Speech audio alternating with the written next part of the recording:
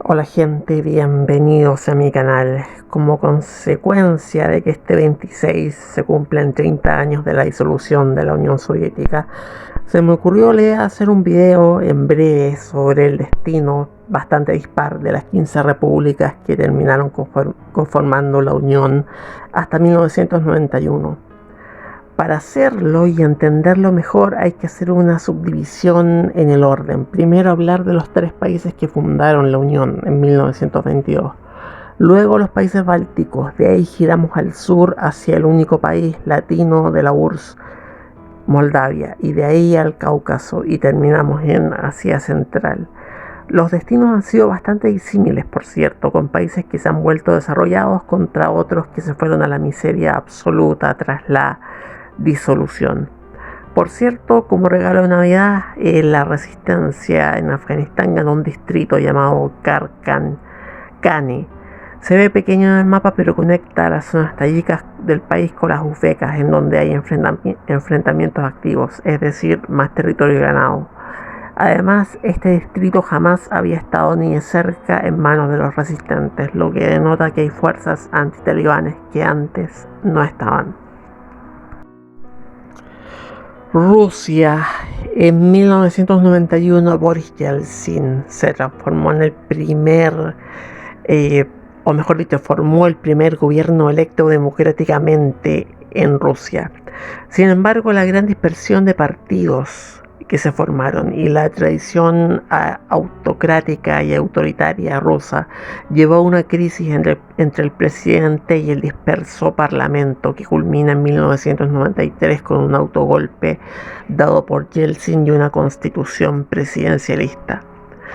En lo económico, las políticas de shock llevan al país a convertirse de golpe en una economía de mercado tras 70 años de planificación centralizada. El PIB cae un 40% de lo que era en 1990. Muchos rusos caen en la pobreza y el gobierno aplica un plan de privatizaciones a la vez que expande imprudentemente su gasto fiscal, lo que lleva a la crisis de 1998, que la sume en el subdesarrollo. Militarmente, Rusia es humillada por la República Separatista de Chechenia en 1996. En esta situación asume Vladimir Putin el poder en el año 2000. Putin aprovechará el comienzo del boom de los commodities y una moderación de las reformas pro mercado de su antecesor, además del triunfo de la Segunda Guerra Chechena, para ganar una popularidad que lo mantiene hasta hoy en el poder. Rusia jamás pudo integrarse a Occidente y hoy retorna a las tesis de las líneas rojas, es decir, límites que la mantengan distanciada de los países occidentales. Es por eso que ha intervenido en Ucrania, Georgia y Kirguistán, lo que le ha valido pesadas sanciones económicas por parte de Estados Unidos. Sin embargo, el deseo de regresar a algo parecido a la URSS está latente en muchos rusos. Ucrania. Pese a su menor tamaño, Ucrania está más dividida que Rusia. Bueno, en realidad no. En temas raciales o culturales, el tema es que el segundo país más poderoso de la URSS evolucionó en una democracia, y en las democracias las polarizaciones se hacen visibles, a diferencia de los regímenes autoritarios. El país se independiza en 1991 con un oeste históricamente influenciado por Occidente y un este influenciado por Rusia. Durante los 90 las relaciones entre ambos países eran de aliados, al menos en el papel. El conflicto en Yugoslavia estaba latente y nadie quería que Ucrania fuera una segunda Yugoslavia. Pero si bien es cierto, el sistema democrático prosperó en el país, no lo hizo la economía, sometida a una terapia de shock tan fuerte como la rusa. El PIB cayó tan fuerte como en Rusia. Ucrania es el segundo país más pobre y el país más corrupto de Europa. Los ucranianos, sobre todo los del oeste, aspiran a acercarse a la Unión Europea, a la que ven como motor del deseado desarrollo, y a la OTAN, a la que ven como la única defensa que tienen frente a una Rusia en cuya alianza solo ven más y más pobreza y corrupción.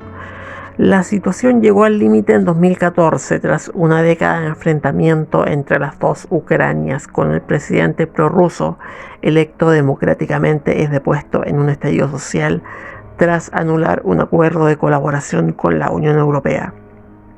Rusia respondió creando dos repúblicas títeres en Lugansk y Donetsk y anexando directamente Crimea y Sebastopol.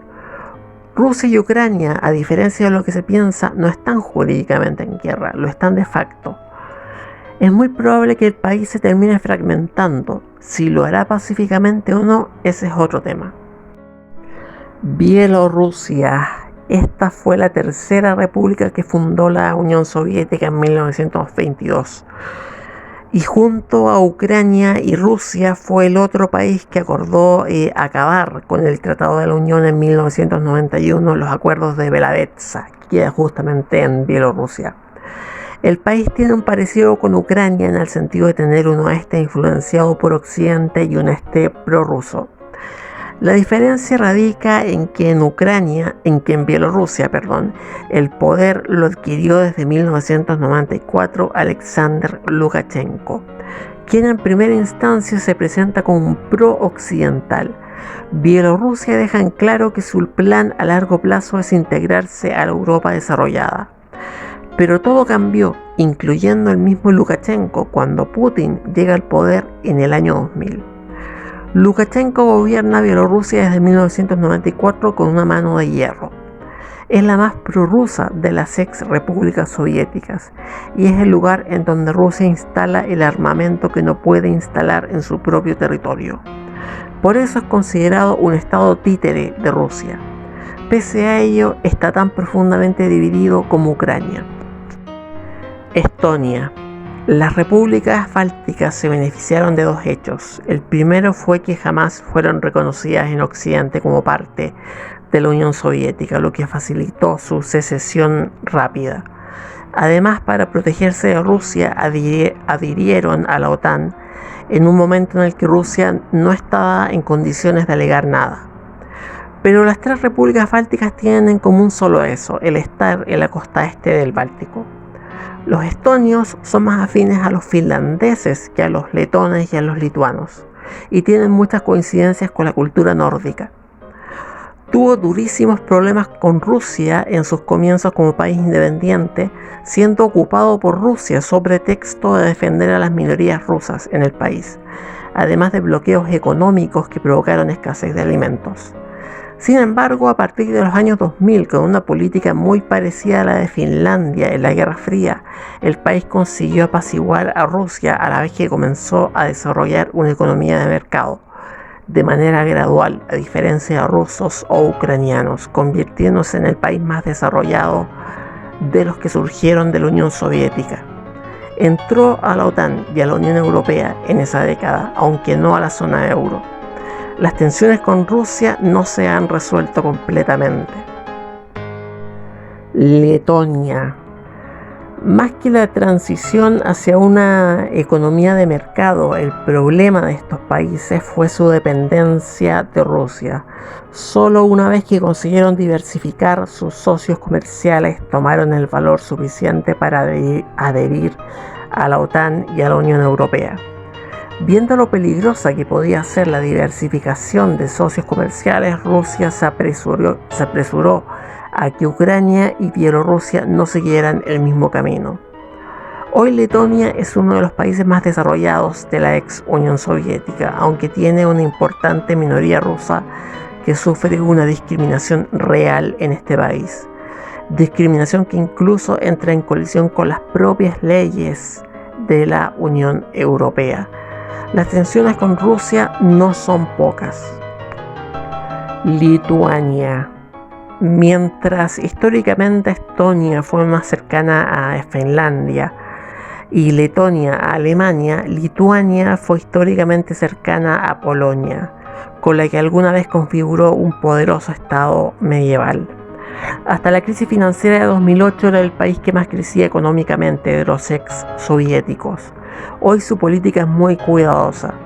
Se basa en apoyar regímenes democráticos, siendo el mayor aliado de Taiwán en Europa y uno de los mayores críticos de Bielorrusia, a la vez que también guarda sus distancias con el grupo de Visegrado. A diferencia del resto de repúblicas bálticas, su límite con Rusia no está en el este sino en el oeste, en el exclave de Kaliningrado, el que representa un serio problema diplomático. Además, aunque más rica que el resto de las repúblicas soviéticas, es la menos próspera de las repúblicas bálticas. Moldavia es el país más pobre de Europa. Alguna vez parte de Rumania, ha servido como estado tapón entre Rumania y Rusia y entre Ucrania y Rusia.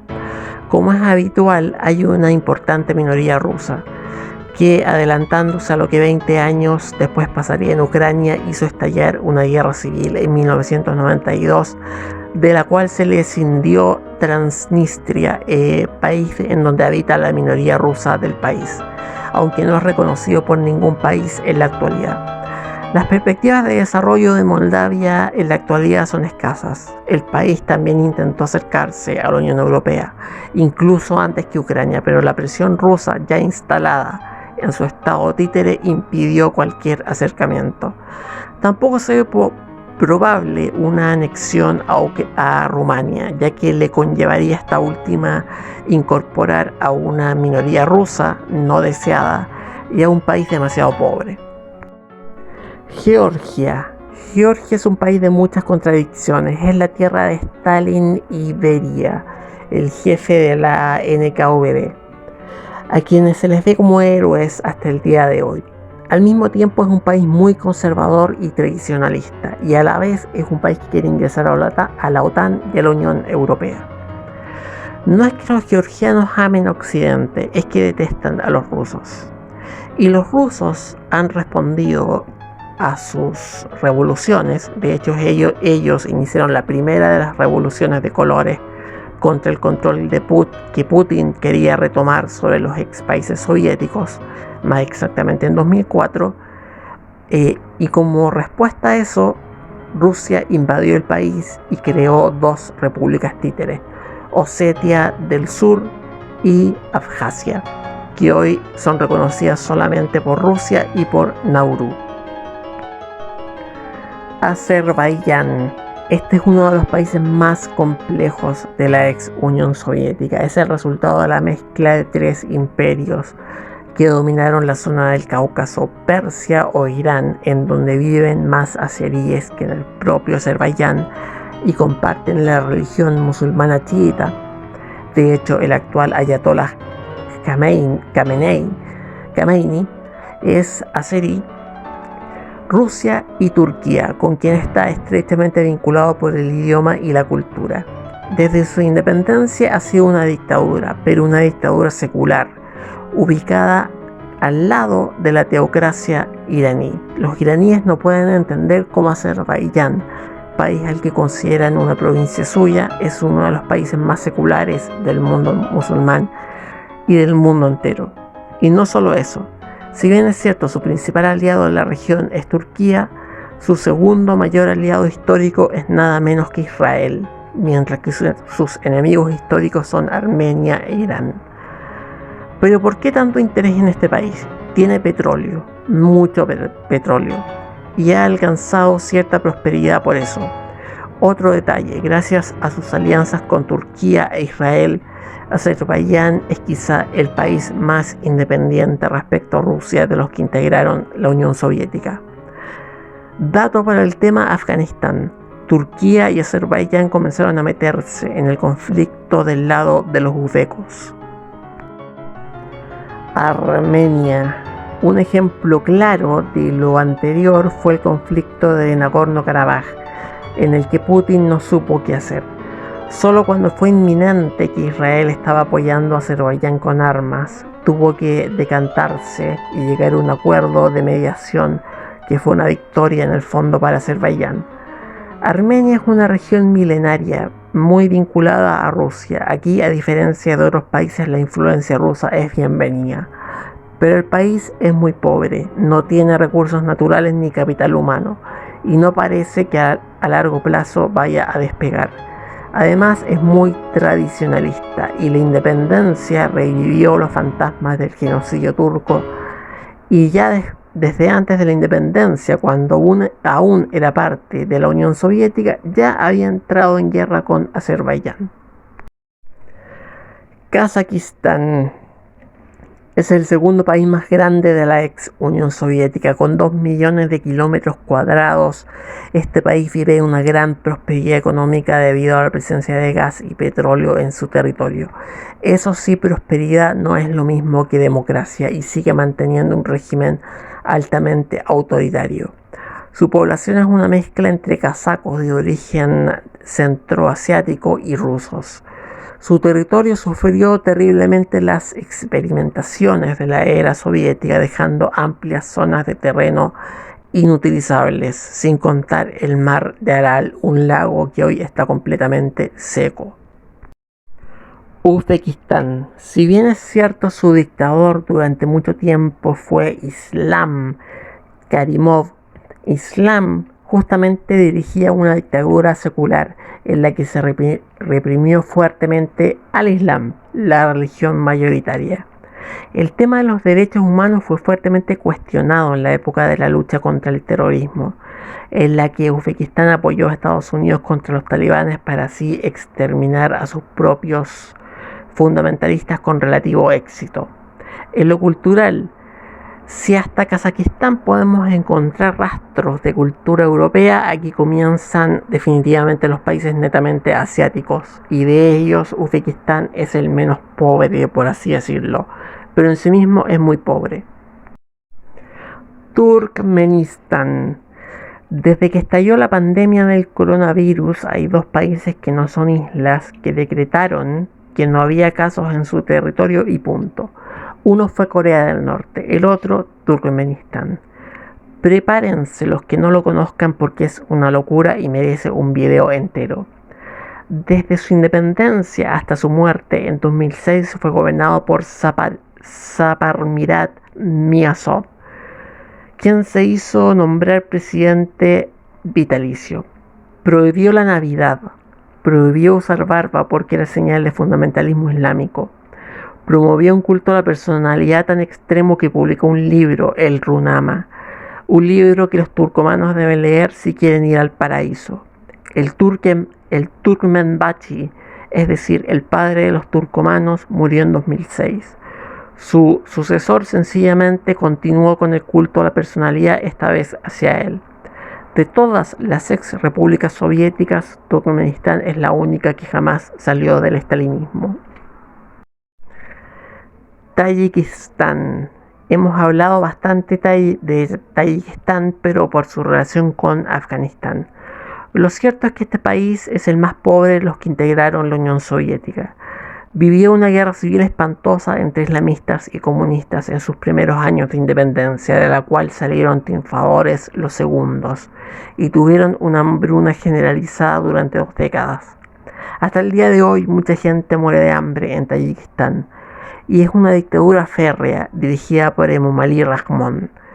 Hoy no se encuentra tan desesperado como en la década de los 2000, pero aún sigue siendo 2 veces más pobre que Haití. Kirguistán. Este es el único país de Asia Central que se unió a las revoluciones de colores contra Putin en la primera década de los años 2000, más precisamente en 2010. Sorprendentemente surge un movimiento democrático en un país extremadamente tradicional en el que casi toda la población es nómade y no tiene contacto con el mundo. Su país más afín es Mongolia, que curiosamente hoy en día también es un país democrático. Quizá por ello el país, si bien es cierto en lo económico, sigue viviendo en el neolítico. En la práctica, desde el año 2000, es el país más democrático de la zona, el país más democrático de los ex integrantes de la Unión Soviética de Asia Central, aunque es extremadamente tradicionalista y pobre.